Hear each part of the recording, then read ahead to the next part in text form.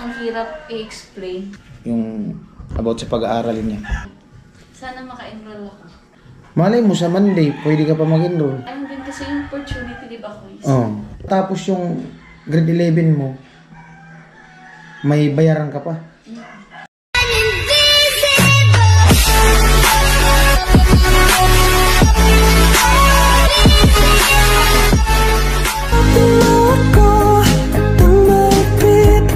Hanggang bukas na nga lang yung enrollment. Di ba nag-inquire ka sa school? Tapos, anyari? Di pa akong plano. Bakit? Kailangan ko muna bayaran yung mga back account. Back? Back account. Back account? Ay, nung nakaraang taon. So, natapos yung grade 11 mo, may bayaran ka pa. How much? Yung 4K. 4K? Tapos, di ka maka-enroll kapag di mo nabayaran yun. Tapos ngayon pag-enroll mo, kung sakali na maka-enroll ka, magbabayad ka pa, di na. Bayad pa rin. May entrance fee pa nga akong pag-enroll. So yung babayaran mo dati, dadagdag yung para ngayon. Tsaka mag-tuition na ako. Magkano yung tuition mo? 924. Every month? Di pa kasama dun yung miscellaneous. Miscellaneous fee? So, magkano lahat? Maliban dun sa dati. Bank account. Tapos ngayon, kung isasabay. Kung depende kasi yun kapag Oh. sa monthly payment kasi. Bali, ano ibig mo sabihin? Halimbawa, binayaran, kung mag-enroll ako, babayaran ko yung back account ko. Tapos, bibigyan na ako niya ng enrollment fee. Then bago ko makapasok, babayaran ko yung entrance fee na 500. Yun, makakapasok na ako. Tapos, kapag naman yung halimbawa, monthly, yun nga, magbabayad ng 9. Kung maka-enroll ka na, magbayad ka ng monthly. Oo. Tapos, kailan nag-umpisa yung enrollment nyo? Matagal na. Matagal na nag-umpisa? Patapos na bukas. Last day bukas. Kapag di ka nakabayad, di ka maka-enroll. Naku. Hindi pwedeng pakiusapan yun. O paano yan? Kung di ka maka-enroll, di ka makapag-aral ng grade 12. Hindi. Sayang. Wala eh. Wala mo tayo magagawa. Sayang yung isang taon. Nag-try ka na makiusap? Nung kasi, grade 11, ganun yung ginawa namin. Bali, Nakiusap nila kami. na Pero, ngayon, kasi na pati ako, graduating. kailangan wala ng balance. Mahigpit na kasi. So, yun daw po yung yung kaya na problema din si Badit kasi yung bayaran niya daw sa yung back account niya maabot na kulang-kulang 4,000. Tapos may babayaran pa siya ngayon ng pag mag-enroll siya. Siguro abutin ng mga 5K lahat-lahat para makapag-enroll ka na. Kasi yung mga nakaraang taon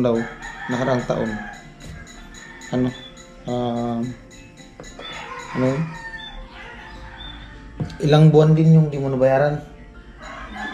Ang dami. Oo, kasi 900. Halos Di ba 12? halos 5 buwan di siya nakapagbayad. 5, no? Halos 5 buwan siya din nakapagbayad. Pero, napagpatuloy siya ng pag-aaral ng grade 9 kasi napakiusapan nila. Ha? Grade 11. Oh, grade 11. 9. Hindi pala grade 9, sorry. Napakiusapan nila. So, kaya natapos niya yung grade 11. Pero ngayon, dahil sa graduating, kung sakali, sayang din kasi yung 1 taon kapag di siya nakapag-enroll. Sana mahabol, no? Kasi, Kung hindi mahabol, wala. Magtatrabaho na lang. Kung di daw mahabol, aabangan na lang. Hindi. Magtatrabaho na. Sayang kasi yung 1 taon. Kasi pag ganyan kasi, tuloy-tuloy yung pag-aaral mo. Tapos ayaw naman pati ako nilang pakawalan na hindi naman pumapayag yung hindi ako pumasok kasi nga sayang. Ang problema nga, hindi ka naman pinapayagan na mag-enroll na walang bayad. Kailangan bayaran mo na yung balance tapos yung entrance para makapag-enroll. Sayang. Malay mo, manalo kami sa loto. Honor student pa naman. Malay mo, mabayaran yung sa loto tapos manalo sa loto. Babayaran na, tumataya? mabayaran na yung 1 year mo. Hindi ka nga tumataya. Malaki din pala yung 1 year, no? Ano na yung 1 year? 900. Wait lang.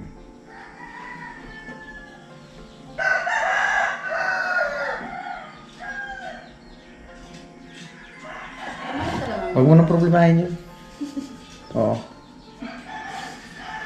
Ano, problema ako. Ha? Tsaka alam mo, boys. Hindi rin naman kasi yun yung problema. Kasi kami, yung nung pumapasok pa kami sa araw-araw pa lang, nagastos. Hindi talaga. Kaya kami minsan pa na-absent. Oo. Kasi wala pang masahe. Yung pambili ng binibigay sa amin ni ate dati. Yung 200 pagkakasyahin. Kaming 3 na yun. Kasama na pamasahe. Pamasahe. 100 agad. O yung 100, yun pag hati-hatiin namin, pambili pa ng ulam. Kaya, yung, alam mo yung, yung gusto mo talagang pumasok na, halimbawa, yun nga, yung sa, pag may babayan baga sa school. Kasi kami, nung last year, di ba, nakapagbayad baga kami ng ilang buwan. Pero yung pinagproblema naman namin doon, yung pang-araw-araw, may problema pa din. Diba? Tapos, yun na.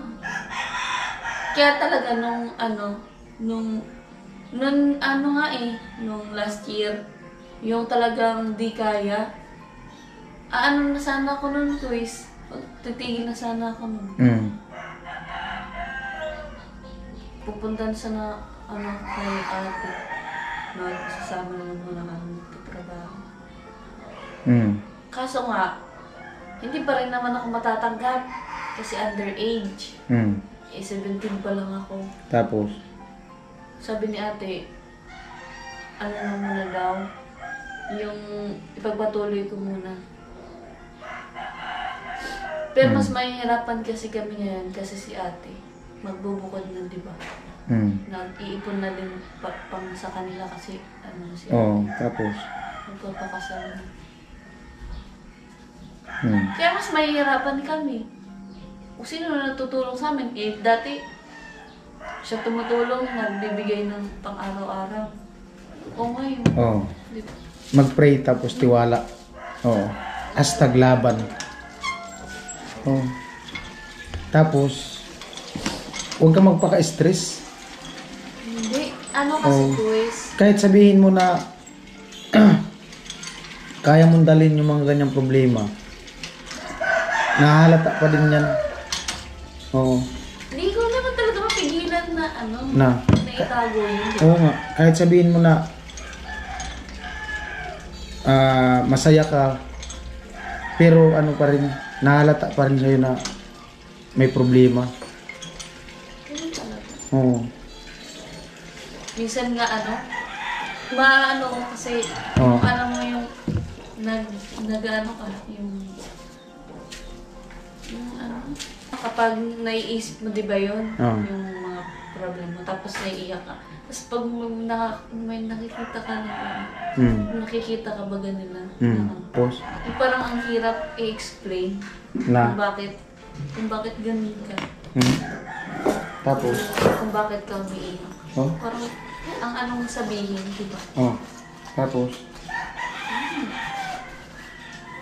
Pero, Tapos sasabihin mo lang, okay lang ako. oh, Kasi kung sasabihin mo, minsan, di ba, kapag sinabi mo, parang, iba din. Ako kasi minsan sinusulo ko lahat. Dinadaan ko sa iyak, pero Hindi. sumasakit yung ulo ko. kasi pag, ganun kasi yung nangyari, pag sinarili mo yung problema mo, mahirap yun. Meron talaga. O, pag di mo mailabas yun, kahit sabihin mo na iiyak mo yung ganun, sa isip mo, sarili mo na wala na kasi naiyak mo na. Andun pa rin yun hanggat hindi mo na ilalabas. Kahit anong saya, yung halimbawa ngayong araw, masaya ka. Pero kapag may problema ka talaga, parang natin, di ba? Pero, kaya ko namang dalhin yun. Kaya kong i-handle yun. Pero minsan kapag nag-down talaga ako sa sarili ko, ganun talaga. lalo pag ikaw lang mag-isa, para kang lutang.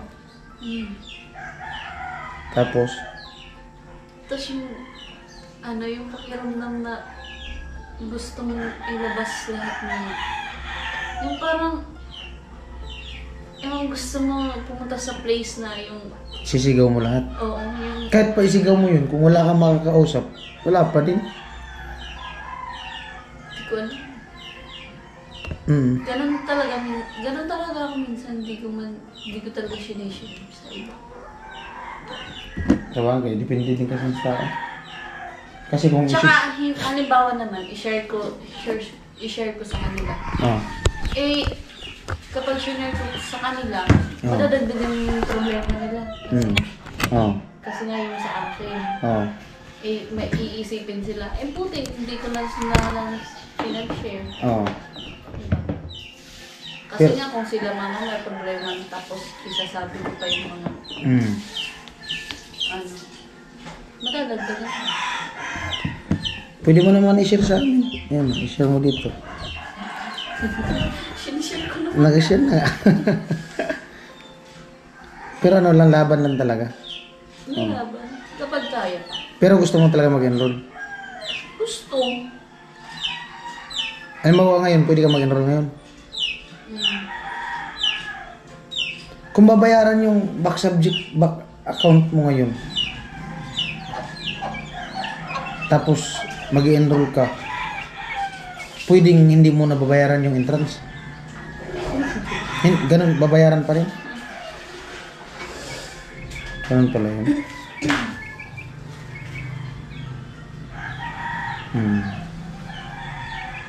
Sa magkakapatid, kami na lang naman ni Nona tsaka ni Titi. Ako na lang yung madaling, medyo, Malapit na 1 year na lang. Sayang kasi yung 1 year. graduating na. Tapos, yung college, kaya ko pang kung magtatrabaho, di ba, Kuis? Di ba, na ako, graduate na ako ng, Grade 12. Oo. Pwede na ako maka-apply ng, sabi kasi, yung tinatanggap baga ngayon yung, Depende din sa mag-apply. kaya nga, So, Kung mag-a-apply ka tapos di mo ipupush yung sarili mo, wala din. syempre, kailangan mong i-push yung sarili mo para makapag-courage ka. Di ba? Yun nga sabi ko na pag tumigil ka ngayon, hindi ka siyempre grade 11 ka na. Tuloy-tuloy yung pag-aaral mo mula grade 1 ay mura umpisa hanggang sa nandito ka na grade 11 ka na, mag-grade 12 ka na. Pag tinigil mo yung 1 year, Mawawalan ka na ng... parang mawawalan ka na ng gana na bumalik ng pag-aaral kasi pero kung makapag-graduate ka na ng grade 12 matapos mo na yung level na yun pwede ka munang huminto kung sakali kasi pag nag-enroll ka ulit ibang ano naman yun, ibang campus na yung papasukan mo. Tsaka hindi nang kung ako talaga sobrang nangihinayang ko. Kasi pinaghirapan yun nung mga nagpaaral sa akin. Tapos pinaghirapan ko din yun para lang makapag-graduate, diba? Grade 1 pa lang. Yung simulang-simula sila mga pa. Kahit ganun yung ano namin. Pinapag-aral kami. Kahit maglakad lang kami. Kahit malayo yung school. O, yun dun pala. Parang isa-sacrifice mo yung kahirapan mo dati. Tapos parang ngayon, yung nawalan ka ng... Kaya nga minsan sa mga ibang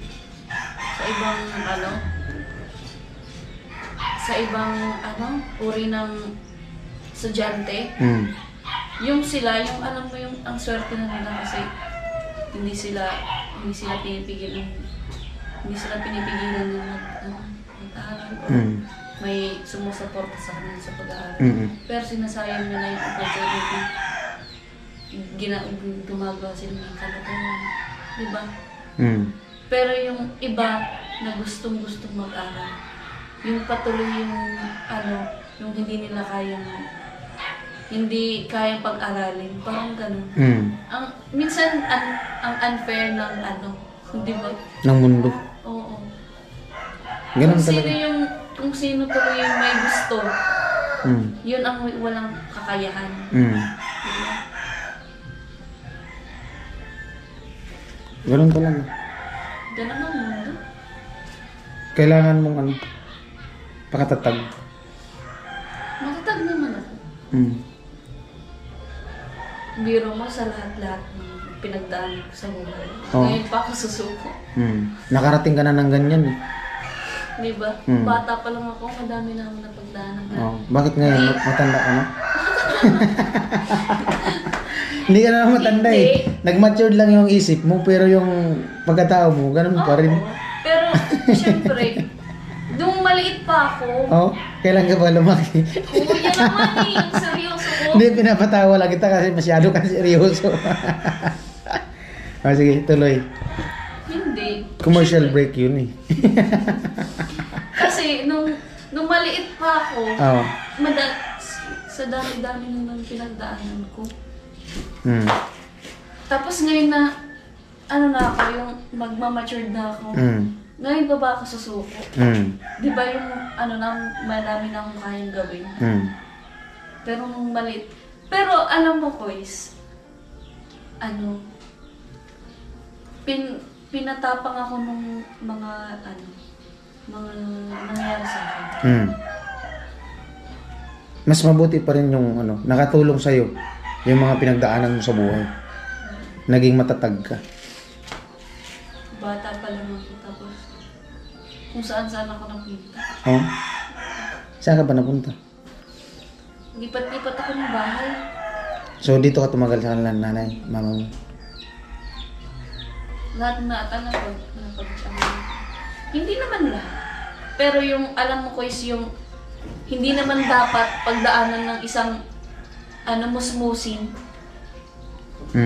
Parang napagdaanan ko. Dahil nga yung nawala sila mga. Ganun.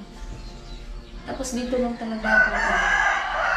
Dito rin na-feel ko na yung may mag-aan pa pala sa akin. May magko-comfort. Oo. Siyempre, hindi naman sila malayo sa iyo kasi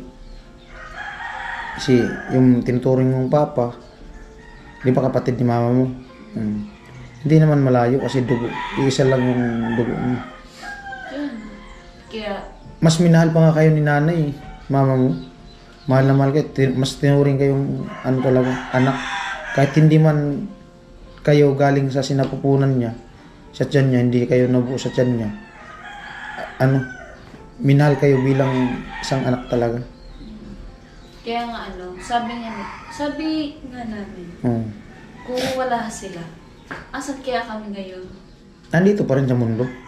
Oo. Oo nga, andito pa rin sa mundo. Pero asan kami? Kung parang ano ba yung ano namin ngayon? Siguro hindi na kami nag-aaral. Diba? Kasi yung mga kapatid ko din nag-aaral. Ano na yun, graduate na yun, Iba pa rin kasi yung may nagagabay. Gabay ng magulang. Kaya thankful pa din yun. Pero, yun nga, kahit naman ibang may problema pa din. Ganun talaga, may problema nga yung mapira eh. Presidente nga, may problema eh. May pera pa yun. Tayo pa kaya? Di ba? Lahat naman may problema. Tapos, hindi ibibigay yung problema kung walang solusyon. Para saan ba yung solusyon? Para sa problema. Kaya. Ano sagot sa problema? Di ba? Magkasama yung dalawa na yun eh. Problema at saka solusyon. Di ba? Yan po, bali, naikwento ni Badit yung niya, yung ibang kwento ng buhay niya, tapos yung about sa pag-aaral niya. Sayang din talaga pag di siya maka-enroll, no? Malay natin, bukas maka-enroll siya, di natin alam. Tiwala lang talaga. Sana maka-enroll ako. Kasi last na bukas. Matulog ka ngayon. Tapos mag-pray ka. Pakatatag lang talaga. May pa man, ilang oras pa, ilang araw pa. Isang araw pa. Malay mo sa Monday, pwede ka pa mag-enroll. Di ba? Maka pa ng pang-enroll mo. Sana nga. Magbabay ka na. Sayang din kasi yung opportunity, di ba, Kuis? Yan, magbabay ka na. Bye-bye, guys. Don't forget to subscribe and click the notification bell all para di po kayo mahuli sa aming mga vlog. Vince TV Official.